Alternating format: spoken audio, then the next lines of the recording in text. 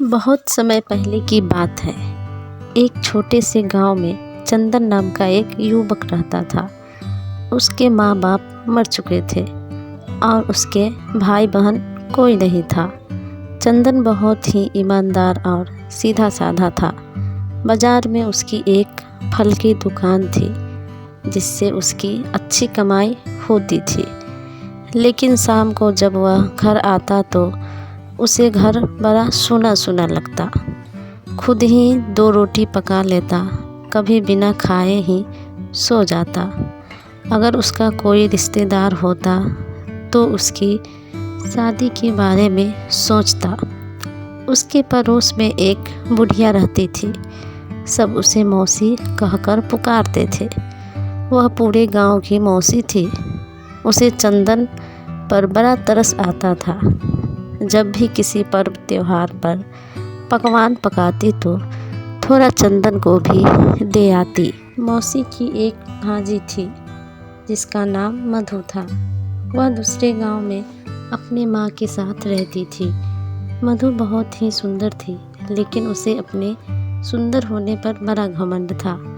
वह हमेशा शीशे के सामने सजती संवरती और खिड़की से ताक झांक करती रहती। उसकी विधवा माँ को उसकी शादी की चिंता लगी रहती और वह अपने बेटी के लक्षणों से बहुत ही परेशान रहती। लेकिन क्या करे, उसके पास पैसे नहीं था और बिना दहेज के कौन शादी करता है। एक दिन विधवा माँ अपने बहन यानी मौसी से मिलने आई तो अपने बेटी के शादी के बारे में बात की। तभी मौसी के दिमाग में चंदन का ख्याल आया। सोचने लगी, ऐसा ईमानदार और सीधा साधा लड़का चिराग लेकर खोजने पर भी नहीं मिलेगा। मौसी ने बहन से कहा, तुम चिंता मत करो, मैं अपने पड़ोस में रहने वाले चंदन से बात चलाती हूँ। बड़ा ही ईमानदार लड़का है और वह दहेज की भी मांग नहीं करेगा। उसी शाम मौसी चंदन के घर पहुँची। चंदन उसी समय दुकान से लौटा था। उसे भूख लगी थी तो वह चूल्हा जलाने की कोशिश कर रहा था। मौसी के देखकर वह मौसी के पास आया और बैठने को कहा। मौसी बैठकर बोली, बेटा, दिन भर का थका हारा वापस आकर खाना पकाता है। यह देखकर मुझे बहुत तकलीफ़ होती है। तुम शादी क्यों नहीं कर लेता? चंदन बोला, तुम तो जानती हो मेरा कोई नहीं है। ऐसे में मेरी शादी कौन करवाएगा? वैसे भी मुझसे शादी कौन करेगा? तभी मौसी बोली, तुम ऐसा क्यों बोलते हो? मैं हूँ ना, मैं करवाऊँगी तेरी शादी। वह सब तो ठीक है, पर लड़की कहाँ है? तब मौसी ने कहा, बेटा, मेरी एक भांजी है जिसका नाम मधु है। वह बहुत ही सुंदर है, तो उसे देखेगा तो देखता ही रह जाएगा। वैसे बहुत से रिश्ते आए हैं, पर मैंने अपने बहन से कहा है कि चंदन जैसा लड़का तुम्हें कहीं नहीं मिलेगा। मेरी मधु से शादी करके तुम्हारा घर बन जाएगा। चंदन को अपनी शादी की बात सुनकर शर्म आ रही थी। चंदन ने मौसी से कहा, मौसी, आप तो मेरी माँ की जैसी हो। जो आपको ठीक लगे वैसा कर लो। मौसी खुशी के मारे झूम उठी। चंदन को आशीर्वाद देकर वहाँ से सीधे अपने बहन के घर आई और बहन से बोली, तेरा काम तो हो गया। चंदन जैसा ईमानदार लड़का तुम्हें चिराग लेकर ढूंढने पर भी नहीं मिलेगा। तेरी बेटी राज करेगी। चंदन की अपनी दुकान है जिससे वह अच्छा कमा लेता है। तभी मधु की माँ बोली, बहन, मेरे पास तो एक फूटी कौड़ी नहीं है कि दामाद को 2 जोड़ी कपड़े दे सकूं और बारात को खाना खिला सकूं। मौसी बोली, तुम इसकी चिंता मत करो, मैं सब कर लूँगी। अगले दिन मौसी लड्डू लेकर चंदन के घर पहुँची और बात पक्की होने की बधाई दी। शादी पक्की होने की खबर सुनकर चंदन खुशी से झूम उठा और मौसी को कहा, मौसी, अब सारा इंतज़ाम आपको ही करना है। अरे बेटा, तुम फिक्र न करो, मैं सब संभाल लूँगी। कुछ नगद रुपया है तो वो दे दो।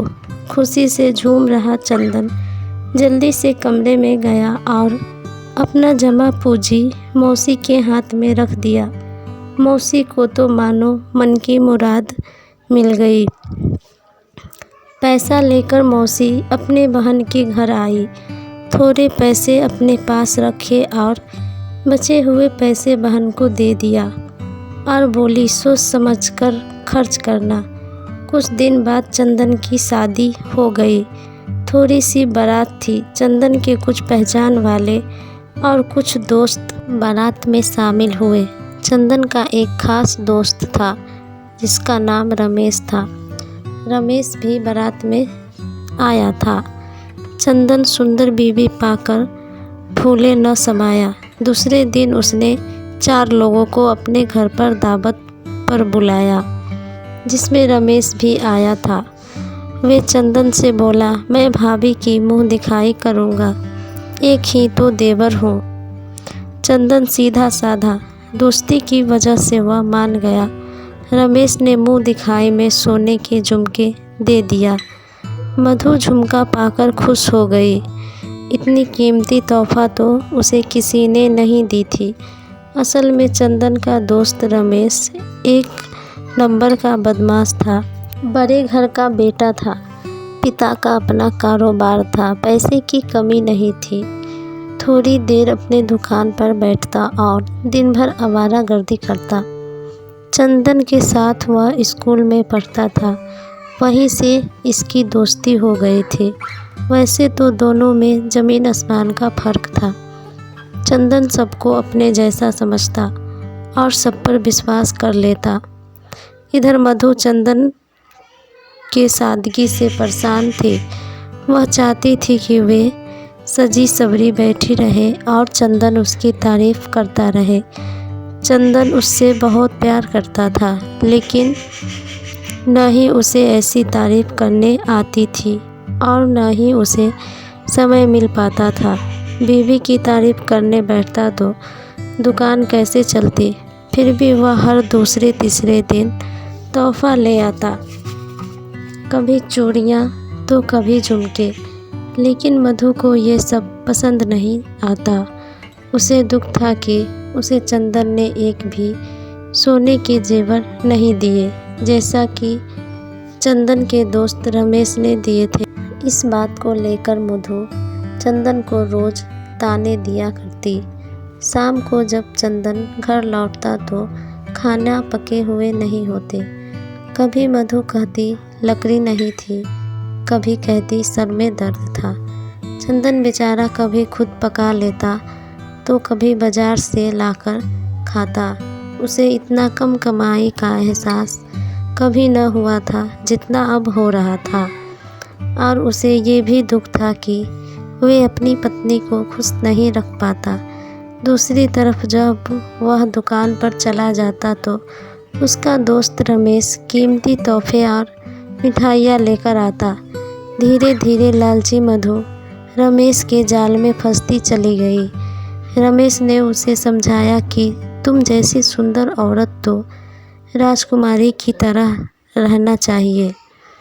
तुम कहाँ इस गरीब चंदन के चक्कर में फंस गई। मधु को भी लगने लगा उसके साथ नाइंसाफ़ी हुई है, जो उसे गरीब चंदन के साथ शादी कर दी गई है।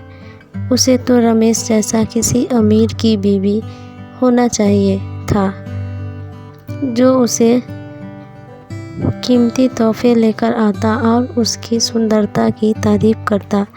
फिर रमेश ने उसे समझाया कि अपने पति को व्यापार करने के लिए शहर भेज दे, फिर हम लोग आज़ादी से मिला करेंगे। मैं तुम्हें सोने के गहने बनवा कर दूँगा। मधु उसकी बातों में आ गई। उसने चंदन का सर खाना शुरू कर दिया कि तुम इस छोटी सी दुकान से कुछ नहीं कर पाओगे। हम ऐसे में आराम की ज़िंदगी कभी नहीं बिता पाएंगे।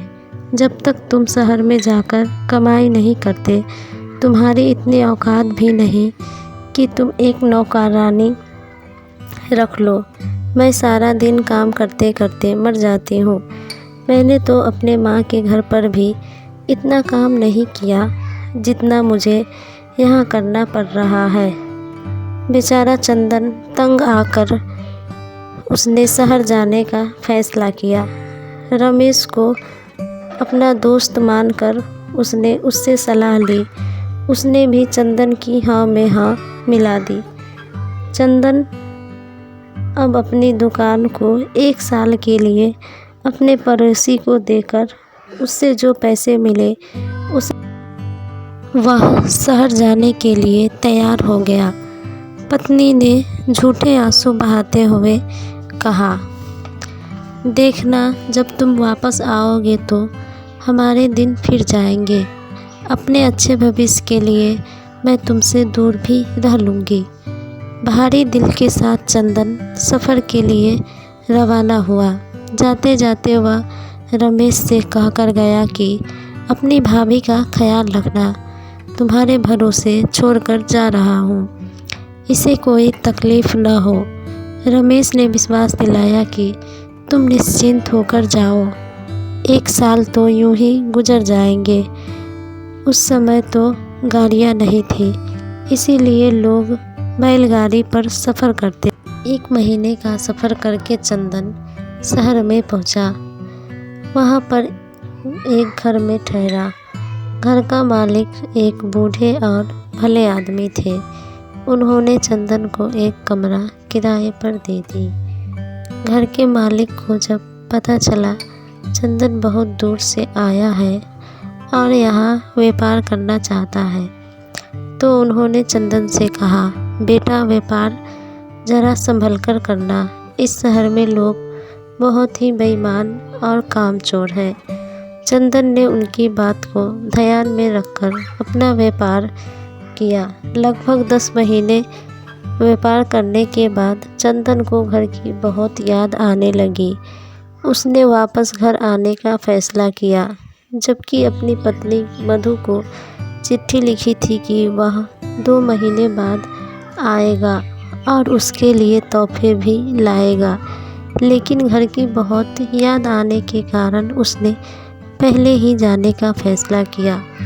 व्यापार का सारा सामान बिक चुका था और उसकी अच्छी मुनाफा भी हुआ था।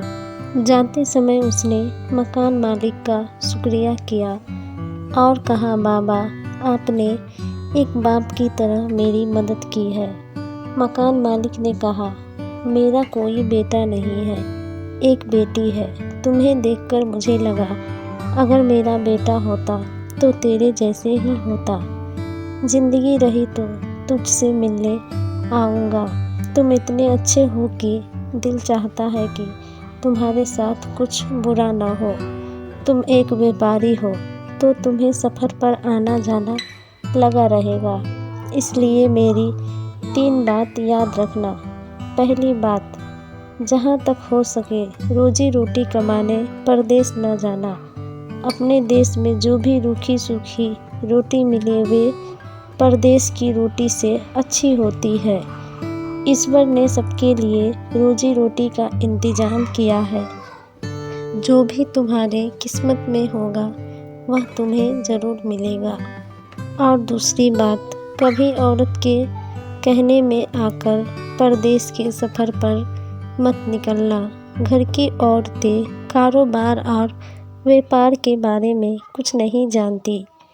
और तीसरी बात, कभी पत्नी को दोस्त के भरोसे पर छोड़कर सफ़र पर मत जाना, चाहे दोस्त कितना भी अच्छा क्यों ना हो।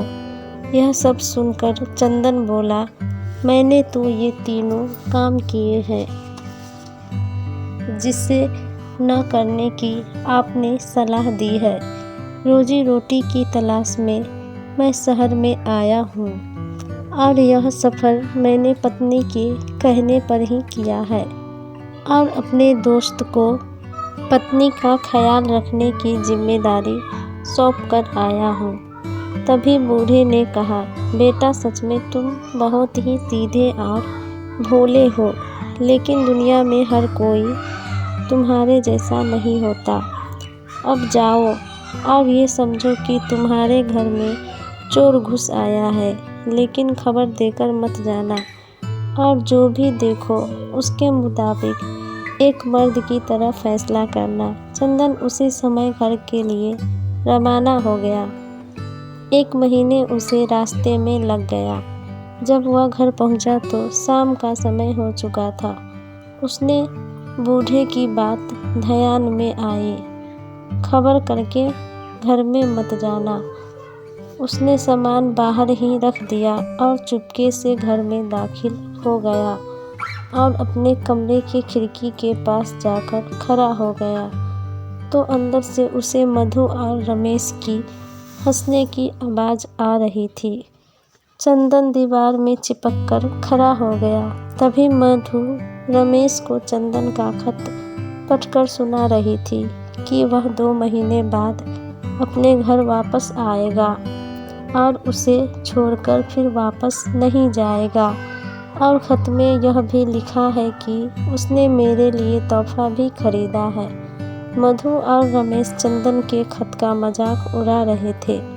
रमेश ने कहा, वह गरीब 2 रुपया वाला सामान खरीदकर रूप जमाएगा। मैंने तुम्हारे लिए जो कंगन लाया था वह पूरे 100 रुपया का था। मधु बोली, तुम्हारा और उसका क्या मुकाबला। मुझे तो यह सोचकर उलझन हो रही है कि जब वह आएगा तो हम कैसे मिलेंगे। रमेश बोला, तुम 2 महीने बाद उसे फिर व्यापार के लिए परदेश भेज देना। उसकी लगाम अब तुम्हारे ही हाथ में है। इस बात पर दोनों खूब हंसने लगे। चंदन सब कुछ सुन रहा था। उसका तो गुस्से के मारे बुरा हाल हो गया था। अब जाकर उसने दरवाज़ा खटखटाई। मधु ने धीरे से दरवाज़ा खोला और चंदन को देखकर उसकी होश उड़ गए। साथ में रमेश भी कांपने लगा जब उसकी नज़र चंदन पर पड़ी। बड़े मुश्किल से खुद को संभाला और बोला, मैं भाभी की खबर पूछने आया था कि इन्हें किसी चीज़ की ज़रूरत तो नहीं। चंदन का तो गुस्से से बुरा हाल था, लेकिन चंदन ने खुद पर काबू करते हुए बोला, अब तुम इसे अपने ही घर ले जाओ ताकि इसे ज़रूरत का ख्याल रख सको। मेरा अब इससे कोई रिश्ता नहीं। मधु ने ज़ोर ज़ोर से रोना शुरू कर दिया और फिर रमेश भी चोरी पर सीना जोरी करते हुए चंदन को बुरा भला कहने लगा और बोला, भलाई का तो ज़माना ही नहीं रहा। मैं तो भाभी समझकर इसकी पत्नी की देखभाल करता था। अब यह मुझ पर इल्ज़ाम लगा रहा है। शोर सुनकर पड़ोसी के लोग भी जमा हो गए। सबने चंदन से कहा, चंदन तुमने बहुत ही अच्छा किया कि वापस लौट आए और इस औरत के साथ रिश्ता तोड़ दिया। ऐसी औरत के साथ यही होना चाहिए था। हम तो इतने दिनों से इन दोनों की बेशर्मी देख रहे थे, लेकिन सिर्फ तुम्हारे कारण चुप थे। ये शरीफ लोगों का मोहल्ला है और हम लोग के घर में भी बहू बेटी है। ये खबर रमेश के माँ बाप तक पहुँची। वे भी अपने बेटे के करतूतों पर शर्मिंदा थे। चंदन ने रमेश के माँ से कहा, चाची आप अपने बेटे का ब्याह मधु से कर दो। मैं नहीं चाहता कि मधु बेघर हो जाए और वैसे भी ये दोनों एक दूसरे को पसंद करते हैं, एक साथ खुश रहेंगे। रमेश ने हाथ पैर मारे लेकिन उसकी एक न चली। रमेश की माँ मधु को अपने घर ले गई ताकि शुभ मुहूर्त देखकर दोनों का ब्याह करवा सके। चंदन सफ़र का थका हुआ आया था और यहाँ ये सब देखकर वह टूट सा गया। 2 दिन तक वह घर से बाहर ही न निकला। उसे परदेश वाले बाबा और उनकी बात याद आ रही थी। जैसे तैसे उसने 1-2 महीने गुजारे, लेकिन किसी काम में भी उसका मन नहीं लग रहा था। फिर उसने परदेश जाने का फैसला किया और बूढ़े बाबा के घर जा पहुंचा। बूढ़े बाबा ने उसे देखकर उसे गले से लगाया और तसल्ली से समझाया, बेटा जो कुछ भी हुआ अब उसे भूल जाओ।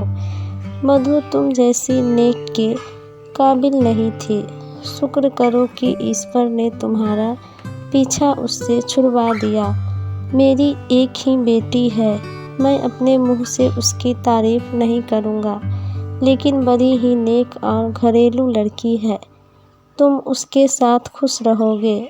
अगर तुम तैयार हो जाओ तो मैं तुम्हारी शादी उसके साथ करवा दूँगा। चंदन तो पहले से ही बूढ़े बाबा की इज्जत करता था। वह उस रिश्ते के लिए तैयार हो गया। दोनों की शादी हो गई। फिर बूढ़े ने कहा, अब तुम अपने देश में जाकर व्यापार करो और खुशी से रहो। चंदन ने कहा, बाबा आप भी हमारे साथ चलिए। चंदन के कहने पर बाबा मान गए और वैसे भी वह वहाँ नहीं रहना चाहते थे। अपना घर बेच दिया और चंदन के साथ आ गए। उनकी समझदारी वाली बात के कारण चंदन ने अपने देश में बहुत तरक्की की और अपने ही देश में बहुत बड़ा व्यापारी बन गया और खुशी से अपने परिवार के साथ अपने देश में रहने लगा।